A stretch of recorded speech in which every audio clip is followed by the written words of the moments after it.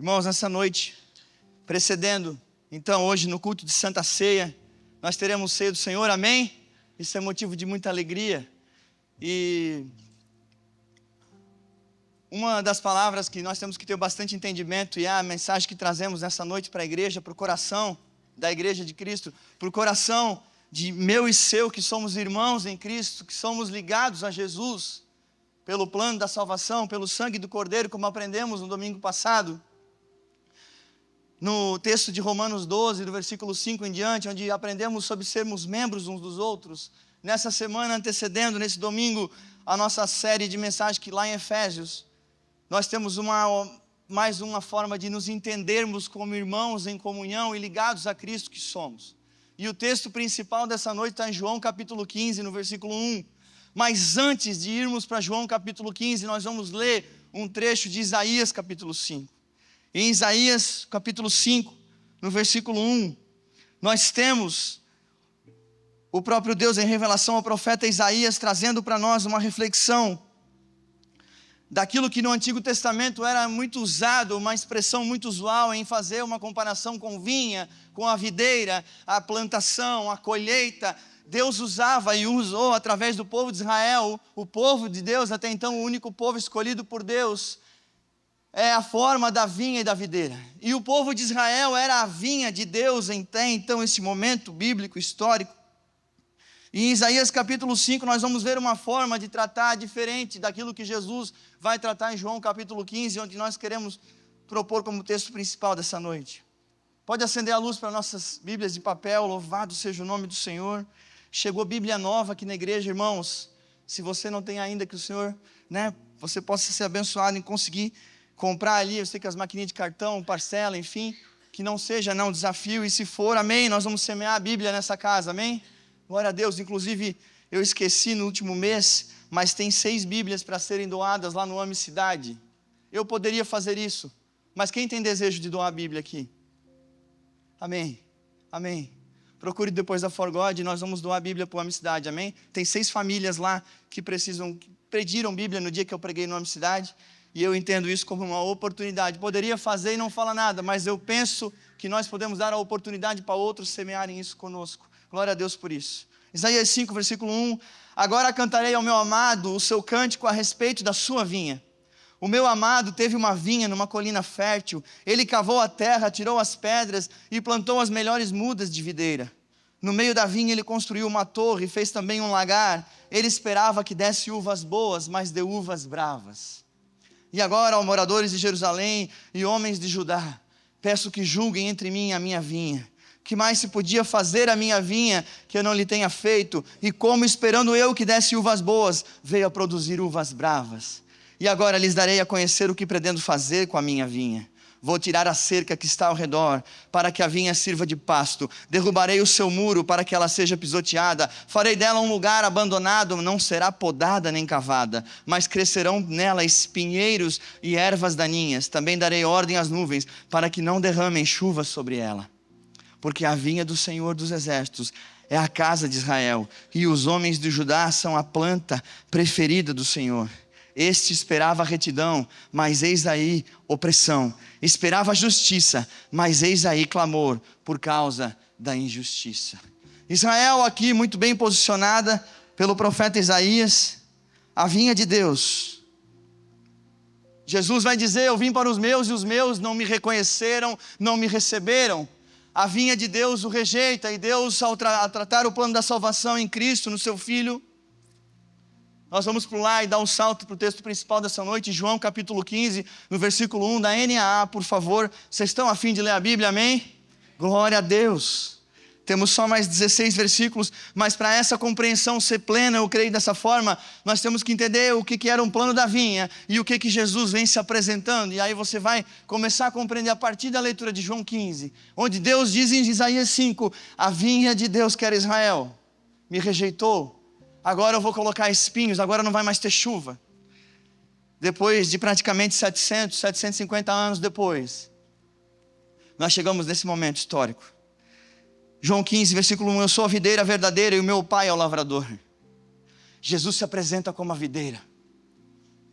Jesus vem para confrontar os religiosos E esse é um dos ápices. Para eles, a videira era Israel. E Jesus fala, a videira sou eu. Isso confronta os religiosos, os fariseus. Todo ramo que estando em mim não der fruto, ele o corta, e todo o que dá fruto, ele limpa. Ele poda, em outras versões, para que produza mais fruto ainda. Vocês já estão limpos por causa da palavra que lhes tenho falado. Permaneçam em mim, e eu permanecerei em vocês. Como o ramo não pode produzir fruto de si mesmo, e se não permanecer na videira, assim vocês não podem dar fruto se não permanecerem em mim. Eu sou a videira, vocês são os ramos. Quem permanece em mim e eu nele, esse dá muito fruto. Porque sem mim, vocês não podem fazer nada. Porque sem mim, vocês não podem fazer nada. Se alguém não permanecer em mim, será lançado fora à semelhança do ramo, e secará, e o apanham, lançam no fogo e o queimam. Se permanecerem em mim, e as minhas palavras permanecerem em vocês, pedirão o que quiserem, e lhes será feito. Nisto é glorificado o meu Pai, que vocês deem muito fruto, e assim mostrarão que são meus discípulos. Fala, meus discípulos. Como o Pai me amou, também eu amei vocês. Permaneçam no meu amor. Se vocês guardarem os meus mandamentos, permanecerão no meu amor, assim como também eu tenho guardado os mandamentos de meu Pai, e no seu amor permaneço. Tenho lhes dito essas coisas, para que a minha alegria esteja em vocês, e a alegria de vocês seja completa. O meu mandamento é este, que vocês amem uns aos outros, assim como eu os amei. Ninguém tem amor maior do que este, de alguém dar a própria vida pelos seus amigos. Aqui Jesus não está mais chamando nós de discípulos, Jesus está chamando os discípulos e eu e vocês de amigos. Vocês são meus amigos, se fazem o que eu lhes ordeno. Já não chamo vocês de servos, porque o servo não sabe o que o seu senhor faz, mas tenho chamado vocês de amigos, porque tudo o que ouvi de meu Pai eu lhes dei a conhecer. Não foram vocês que me escolheram, pelo contrário, eu os escolhi e os designei para que vão e deem fruto, e o fruto de vocês permaneça, a fim de tudo o que pedirem ao meu Pai em meu nome, Ele lhes conceda. O que eu lhes ordeno é isto, que vocês amem uns aos outros. Palavra do Senhor. Pode apagar a luz. Nós chegamos então, nessa introdução, do versículo 2 em diante, onde Jesus vai comunicar para nós que existem 4 tipos de ramos de videira. A epígrafe do capítulo 1 vai dizer a videira e os ramos. A videira, como eu e você bem já vimos, é Jesus Cristo. Não é mais Israel, não é mais um povo escolhido por forma sanguínea, não é mais por nascimento, não é mais por circuncisão, não é mais por cumprimento da lei mosaica, não é mais por cumprimento de lei, não é mais uma cartilha de regras. Jesus está se apresentando do cenáculo, no capítulo 12 em diante de João, do evangelista João. Jesus para de falar com a multidão, ele vai para o cenáculo e começa a ministrar sobre os discípulos, sobre aqueles que vão ser chamados os cristãos, sobre aqueles que vão formar, construir e perseverar na igreja primitiva. No cenáculo, Jesus vai para um papo reto do que vocês são, do que é o meu propósito, do que eu tenho para vocês e de como vocês devem estar ligados a mim. Jesus, do capítulo 12 em diante, no cenáculo, destrincha o propósito de estar ligado a Ele, de entender que Ele é a videira e de que nós somos os ramos, mas Ele vai apresentar que existem diferentes tipos de ramos. E a primeira cesta de ramos, se nós podemos chamar assim, é uma cesta que não tem nenhum fruto. São ramos que não dão fruto. A segunda é uma que tem nenhum fruto, talvez. Nós conhecemos os frutos do Espírito Santo para aqueles que estão na nova natureza, como aprendemos em Colossenses 3, há poucas semanas atrás. E talvez somos um dos que encontramos apenas um dos 12 frutos que existem do Espírito Santo. Longanimidade, amabilidade, paciência, bondade, piedade. Considerar uns aos outros superiores a nós. Construir uma família à luz da palavra. Fruto. Ser um bom marido, ser uma boa esposa, ser um bom filho. ser um bom crente, ser um bom cristão, ser testemunho no meu trabalho, muito mais do que na igreja. Porque isso vai falar de que tipo de ramos que nós somos. O 6.3 é quem tem mais fruto. Ele vai dizer no versículo 5 que tem alguém que tem mais frutos. E no versículo a seguinte, do 5 para o 6, ele vai dizer: tem quem permanecendo em mim vai dar muito mais fruto. Ele divide por 4 tipos de cristãos. Tipo 4 tipos de ramos que dão ou não dão fruto no seu cristianismo. Ao afunilar da multidão para discípulos, ele começa a falar do que precisa ser falado. Ele começa a falar da mensagem do Evangelho, como ela precisa ser compreendida.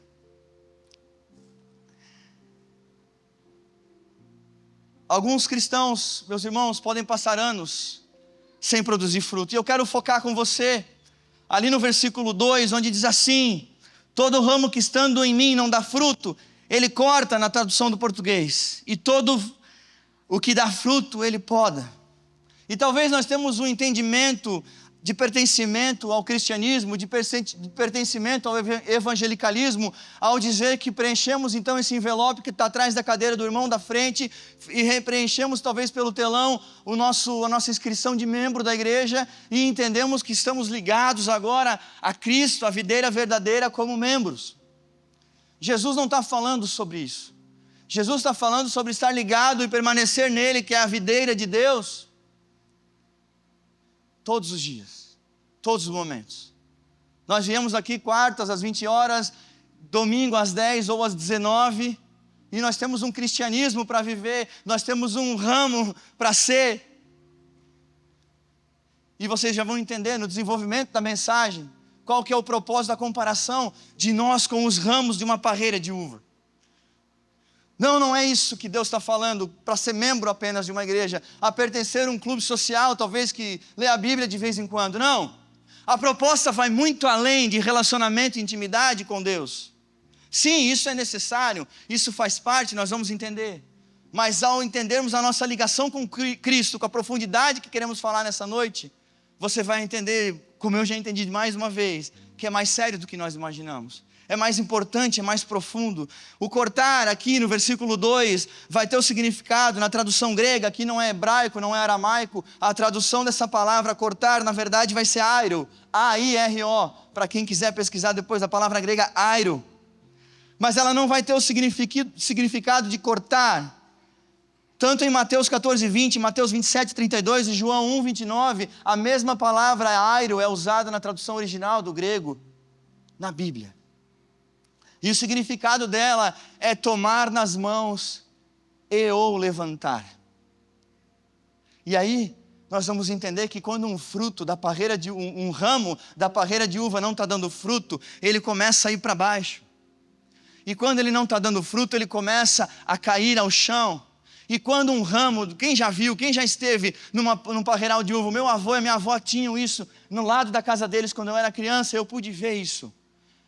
A parreira, ela tanto é feita para subir, quanto tem opção de talvez o ramo descer. E se o ramo desce, ele vai para a terra, e ao ir para a terra, em determinadas semanas de sequidão, ele fica coberto de pó, de sujeira. E ao ficar coberto de pó, ele para de receber a luz. E ao ficar sem receber a luz, ele começa a ficar marrom, a adoecer, a apodrecer. E se chover, mesmo ele estando perto da terra, e aí é que importa, ele vai ficar coberto de lama. E a analogia que Cristo está propondo aqui é que eu e você, ao pararmos de estar ligado à videira, ao deixarmos de estar conectado com Cristo, ao cairmos em pecado, nós começamos a se sujar. A partir do momento que a gente começa a se sujar, a gente começa a parar de receber luz. É isso que Jesus está falando. E se somos cobertos por lama, a partir do momento que uma folha verde está 100% coberta por lama, ela não está mais exposta à luz 100%, ela já começa a ficar difícil. E aí ela precisa que um agricultor, o agricultor dos agricultores, o Deus dos exércitos, o Deus de Israel, o nosso Jesus Cristo, nos tome pela mão.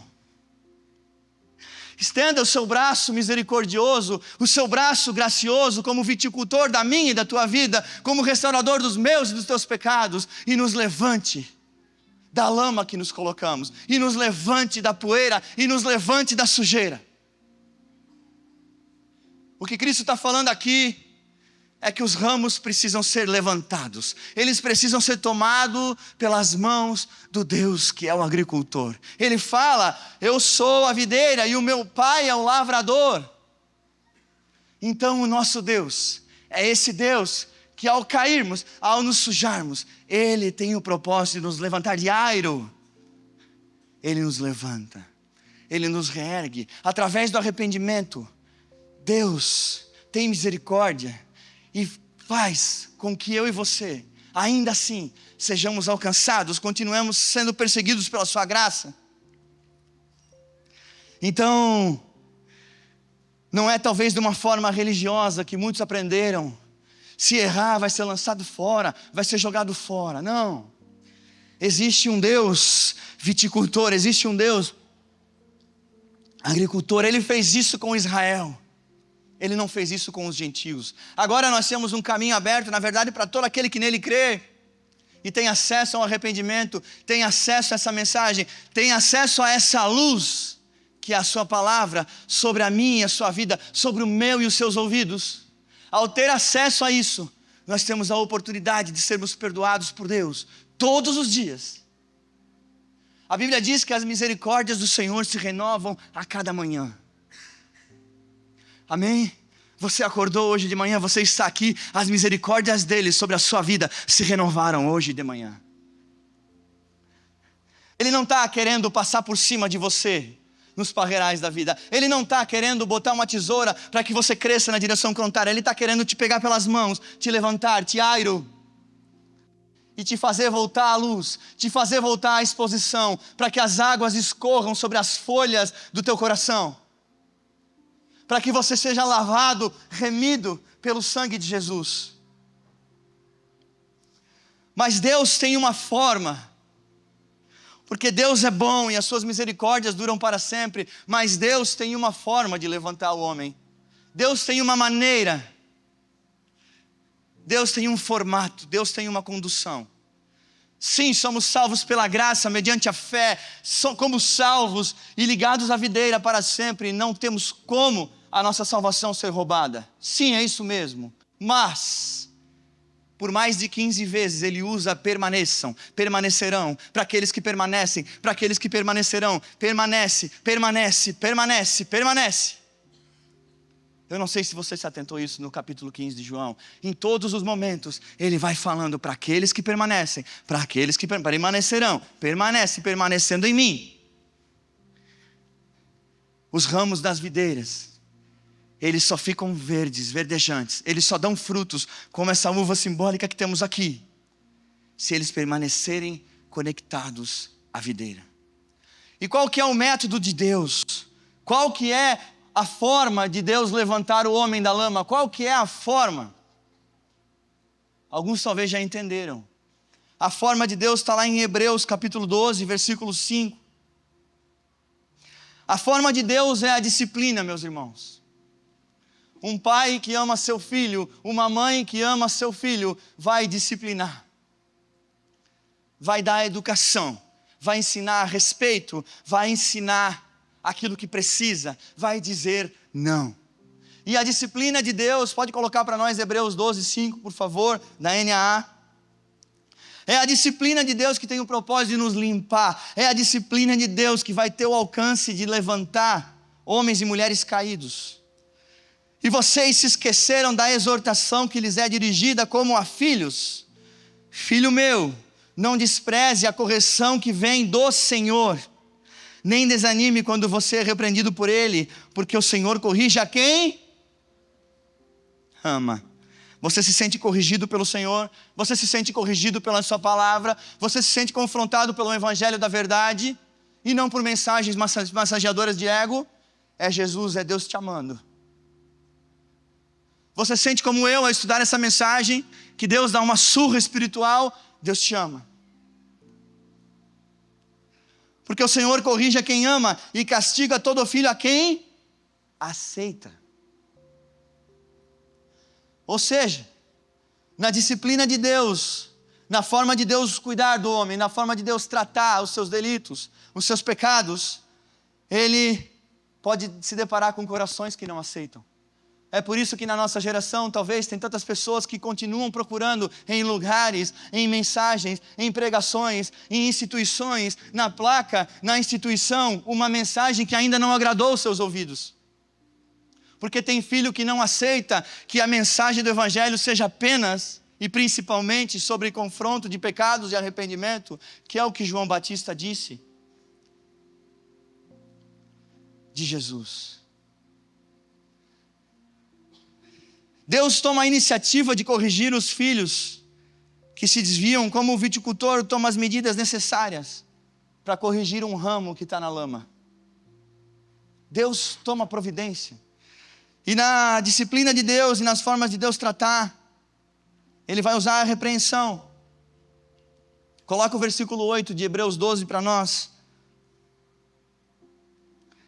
Perceba como é importante, irmãos, mas se estão sem essa correção, se Deus não disciplinarmos, da qual todos se tornaram participantes, então vocês são bastardos e não filhos.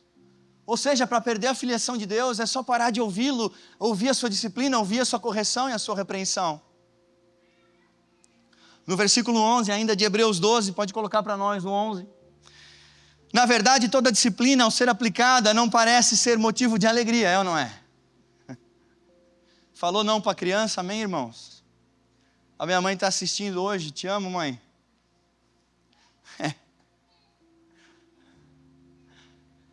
Está aqui. Na verdade, toda disciplina, ao ser aplicada, não parece ser motivo de alegria, mas de tristeza. Você já viu uma criança rejeitar a disciplina?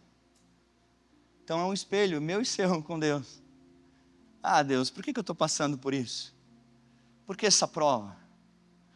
Lembra tantas mensagens que a gente manda, a gente encoraja uns aos outros a entendermos qual que é o propósito por trás dessa disciplina de Deus, desse processo que passamos, dessas dores, desses sofrimentos constantes, que não nos deixam de afligir. Mas vamos continuar. Na verdade, toda disciplina ao ser aplicada não parece ser motivo de alegria, mas de tristeza, porém mais tarde produz fruto pacífico aos que têm sido por ela exercitados, fruto de justiça. Filhos retos são colheita de pais e mães que semearam isso. Eu falei de manhã e conto também à noite. O meu pai, nas poucas vezes que ele bateu, e podia ter batido mais, amém? Precisava mais. Aí Deus fez a disciplina dele. Quando meu pai esqueceu, Deus fez a dele comigo. Mas podia ter batido mais. Mas quando meu pai disciplinava, ele falava assim para mim, do seu jeito, da sua instrução, que eu muito honro e respeito. Ele falava assim, você vai apanhar em casa para não apanhar na rua. E eu pensava, eu não queria apanhar nem em casa, nem na rua, não é? Para que esse negócio? Que desnecessário. Mas mais tarde, ao assistir, na época ainda da televisão, irmãos, nós estamos saindo da época da televisão, não é? Mas hoje a gente vê matéria policial, e a gente vê uns meninos por aí, adolescentes, jovens, levando um sopapo da polícia, um cacetete no lombo. E as primeiras vezes que eu vi essas cenas, com 17, 18, 19 anos, eu lembrei do meu pai. Poxa, o tapa do meu pai era bem mais leve, a cinta dele era bem mais tranquila do que a da polícia. Então, quem não é disciplinado, quem não recebe o amor da disciplina, porque disciplina é amor, de alguma outra forma vai passar por sofrimentos e dores maiores. Vai passar por sofrimentos e dores maiores. Sem disciplina não somos filhos, e para mim essa é a maior dor, deixar de ser filho. Eu não quero, o rei Davi vai dizer, ao cometer um dos maiores delitos que a Bíblia relata, além de adulterar, mandar matar o marido da mulher, o rei Davi vai dizer, Deus, tira de mim o trono, tira de mim o reinado, tira de mim tudo, só não tira de mim a tua presença. O rei Davi entendeu que a sua filiação, o seu pertencimento a Deus, era o que mais valia entre tudo que havia na terra no seu tempo. Não era o poder, não era o dinheiro, não era o acesso, não eram as conquistas, não era assim, aquela mulher. era o Senhor. Ele fala: não retires de mim a tua presença. E isso tem a ver com um cristão que é ligado à videira.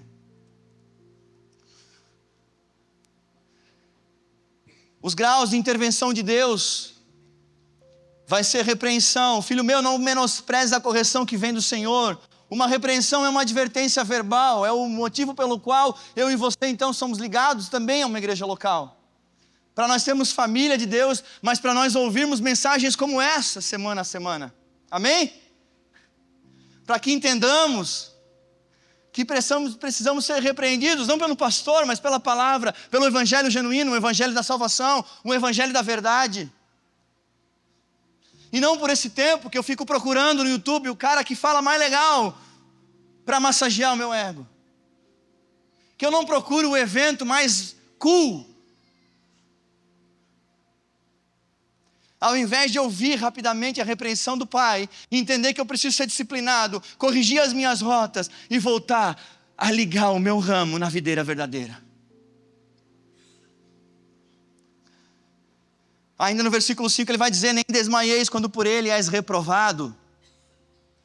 Quando não ouvimos a disciplina, quando não demos ouvido à repreensão verbal, nós podemos ser reprovados, sim. Ele é um grande pai que talvez manda um filho sair da mesa por não ter atendido à repreensão verbal. Sim, é possível. E no versículo 6, e açoita todo filho a quem recebe.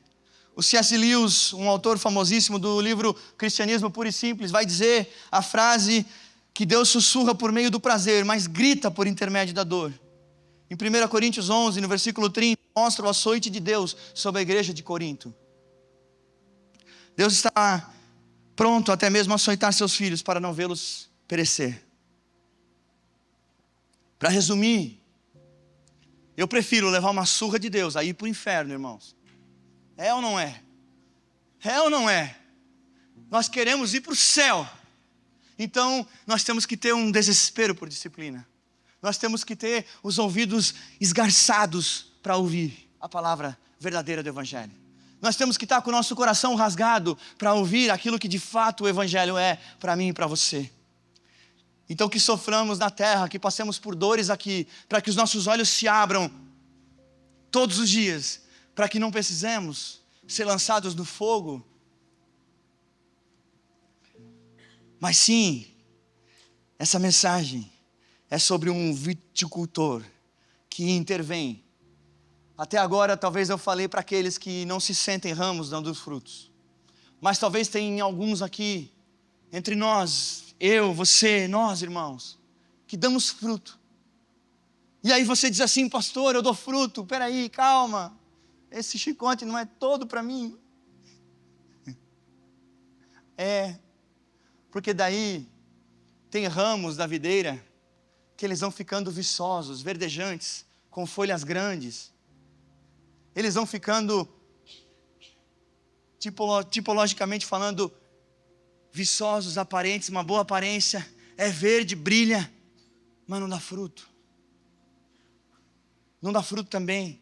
Não está na terra, não está na lama, não está afastado da luz, mas não dá fruto. Não dá fruto porque é arrogante, porque é soberbo, porque agora conquistou um determinado conhecimento e agora o meu líder de GP não é bom para mim. Ah, eu fiz um curso, eu sou melhor que o Natan. Eu sou melhor que o Marcinho. Então eu podia dar aula para o Marcinho. A gente começa a ser um ramo viçoso, que tem uma aparência tão cristocêntrica, sabe, tão gospel, tão última traquinas do Senhor. E aí eu começo a ser o ramo mais viçoso da videira. Só tem um detalhe, não tem fruto também. Porque toda essa teologia, toda essa leitura de livro, toda essa sabedoria, todo esse conhecimento, não discipula ninguém. Não aconselha um, não toma café com uma pessoa, não ama ninguém num café, numa cafeteria, não paga 10 pila o café do outro para dizer eu te amo em Cristo, e aonde que eu posso te ajudar? Não, eu sou viçoso, eu sou um ramo lindo, eu sou a última traquinas de Deus. Por que eu sou? Porque eu estudei, eu sou bom. Sabe, na igreja, na verdade, eu tenho que procurar outra, porque eu sou muito bom. Irmãos, ao sair do seminário e chegar no Brasil em 2020, não pense que isso é algo que o nosso coração não visita. Nós voltamos para a nossa igreja local da época, passamos por um processo de transição de 6 meses, mas sim, havia arrogância. Muitos pastores, o pastor Lucinho Barreto é um que cita que alguns seminários são cemitérios de ministérios. O pastor Lucinho Barreto, da Igreja Batista Lagoinha de Belo Horizonte, ele conta no seu testemunho pessoal que da turma dele de teologia, só ele é pastor. De 55 numa classe. Sabe por que só o pastor Lucinho é pastor? Porque 54 talvez são ramos viçosos, pastor Judex, que são muito bons, que não cabem em igreja nenhuma, que não tem lugar para essas estrelas de Deus.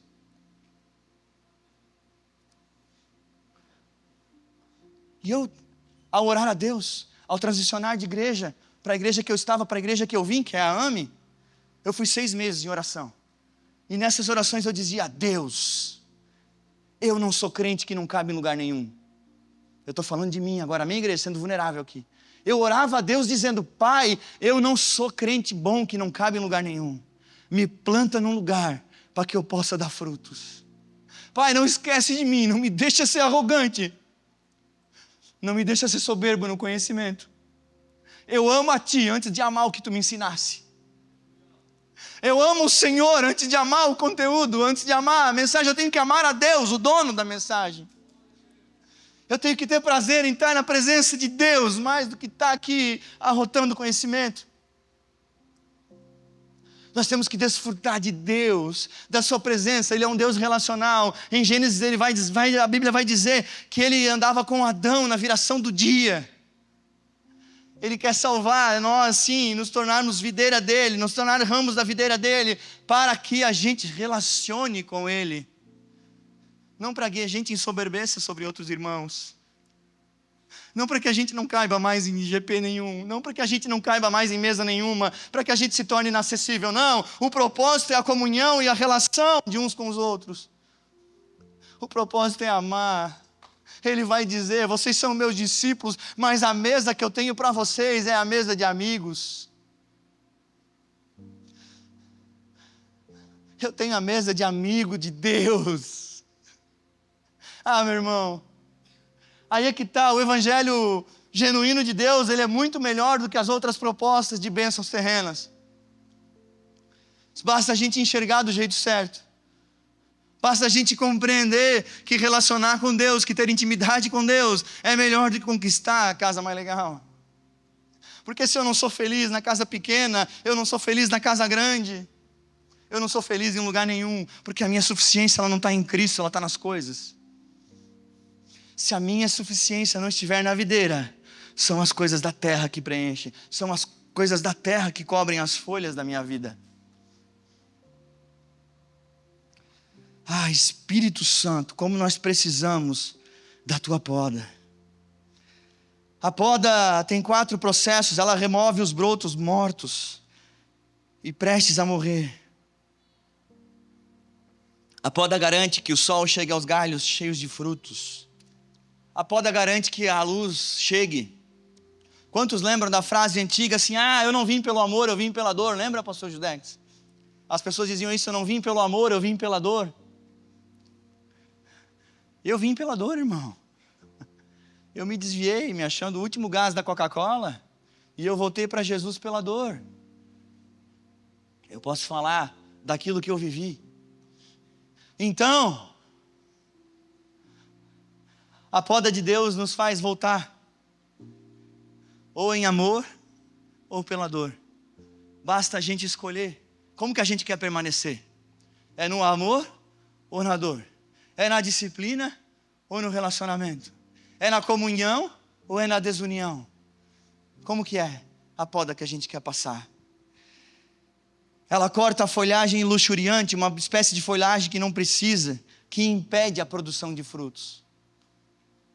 Uma folhagem luxuriante, uma folha que é luxúria, que não precisa, impede de produzir fruto.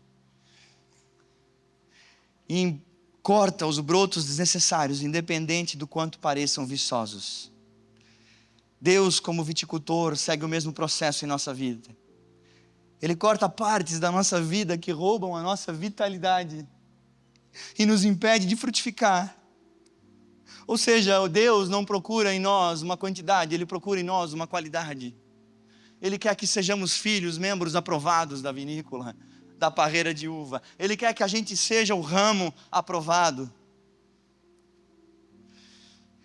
A poda, para aqueles que estão muito conectados em Cristo, para aqueles que estão muito servindo ao Senhor, para aqueles que estão muito relacionados e ainda assim experimentam disciplina e dor, é porque você pode dar mais para Deus, é porque você pode ser um homem ainda melhor no seu lar, é porque você pode ser um marido ainda melhor para a sua esposa e um pai melhor para os seus filhos, é porque a próxima geração pode vir ainda muito melhor que a nossa.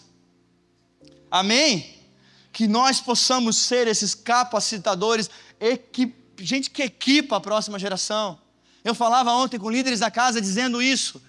Nós somos frutos de uma geração passada, de igrejas, de pastores, de gente que passou o bastão do evangelho. E aqui 20 anos, igreja, que passa rapidinho. Como vai estar o bastão do evangelho que eu e você, que a igreja ama e semeou nessa cidade? Quais que serão os nossos frutos? Quem serão os próximos ramos, pastor Judex? Quem serão os nossos frutos? Como que eles estarão? Como que serão os casamentos deles? Como que serão os filhos deles? Eu estou falando de uma videira que vai construir uma nova geração melhor que a nossa. Que serão pastores e líderes mais capacitados que nós. Que serão políticos de uma vez por todas nessa nação honestos. Juízes honestos, advogados honestos, administradores de hospitais. Nós precisamos construir uma geração honesta que resplandeça a glória do Senhor em todos os ambientes da sociedade. De uma vez por todas nesse Brasil. Eu choro porque eu amo a nossa nação. E o meu coração queima para que a gente encha estádios, sim, em nome de Jesus, mas que a gente resplandeça Jesus nas nossas ruas, lares e lugares que trabalhamos, que frequentamos, e para onde os nossos filhos apontarão. Eu espero que seja para o céu. Eu choro porque o nosso país precisa de nós, irmãos. Nós não temos que trocar a cadeira de cima, nós temos que começar de baixo, invadindo essa nação por uma criação de cristãos à luz da palavra, que vão entrar no sistema e o sistema não vai entrar neles. Em nome de Jesus. É isso que é formar uma geração ligada à videira que é Jesus. Primeiro nós temos que ser. Depois nós temos que forjar os próximos. Depois nós temos que criar. Depois nós temos que ter disciplina de ler a Bíblia em casa. De discipular os nossos filhos. De não esperar só que o colégio e a igreja façam, mas que a gente seja o pastor e a pastora dos nossos lares. Em Tiago capítulo 1 ele vai falar que a poda de Deus em nossa vida, as provações são compatíveis, são variáveis, são passageiras, mas são pedagógicas. O propósito de Deus, ao podar eu e você, é esculpir o caráter de Cristo em nós. É esculpir o caráter de Cristo em nós.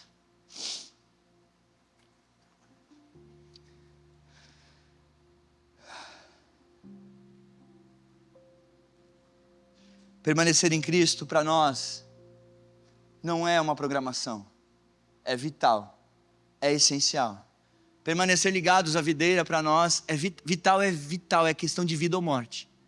Não é uma questão de gosto, de sentimento. Eu não estou mais gostando. Eu não estou mais curtindo. Buscar o Senhor e a sua conexão com Cristo não é como uma balada que cai de moda e que daqui a pouco ela tinha uma fama na cidade e agora ela está decaída. Eu lembro disso, acontecia isso na minha época. Agora já não é mais tão hypada, sabe? Então agora as pessoas procuram outro lugar. Não, Jesus não é uma hype, como muito bem o pastor Judex trouxe para nós naquela mensagem.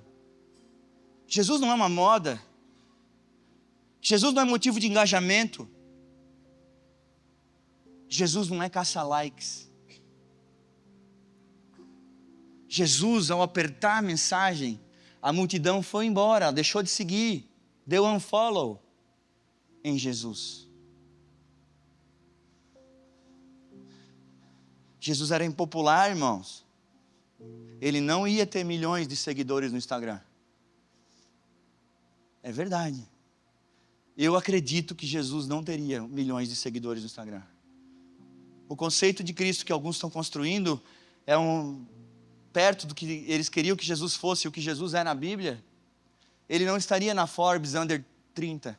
Ele não estaria na Forbes com 1 milhão antes dos 30 anos.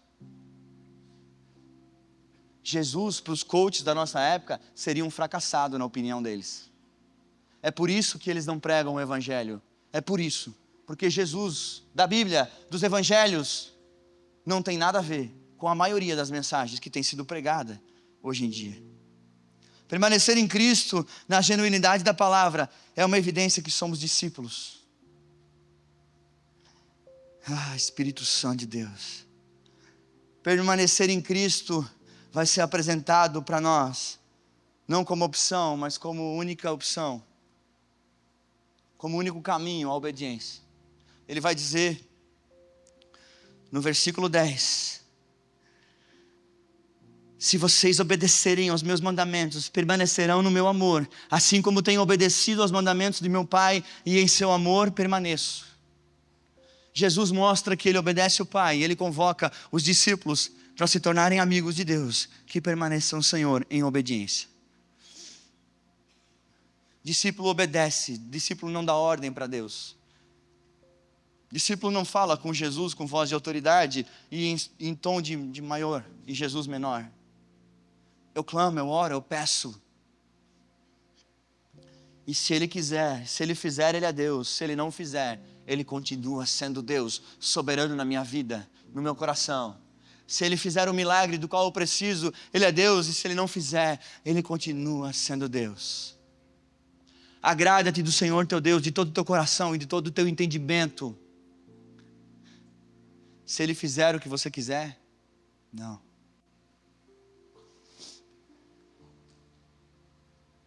Agrada-te do Senhor teu Deus de todo o teu coração e de todo o teu entendimento. Para que eu e você obedeçamos esse Deus.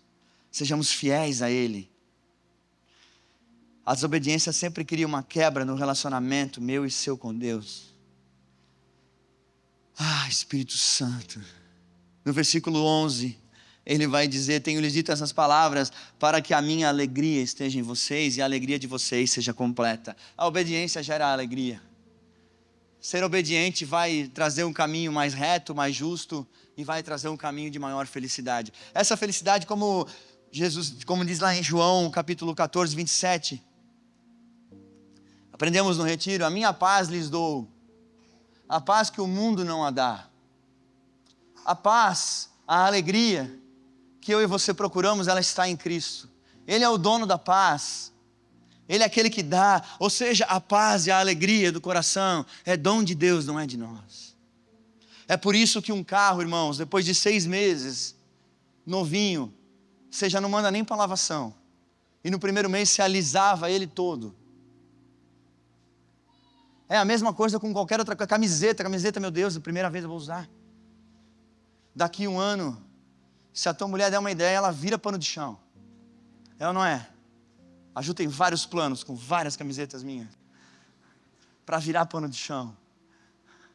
Porque as coisas terrenas não completam, elas vão se destruindo, se degradando. E as coisas eternas não, elas são para sempre. O fruto de paz e de alegria que há em Deus é perseverante e permanente. Indo para a conclusão, agora sim, não serão mais 7 minutos, amém? Há quem diga que os pastores falam indo para a conclusão e dura mais 7 minutos. Amém, se for assim. Mas certa feita Jesus estava indo para Jerusalém, irmãos. Ele teve fome, ele olhou para uma figueira. E ele viu muitas folhas, a Bíblia diz.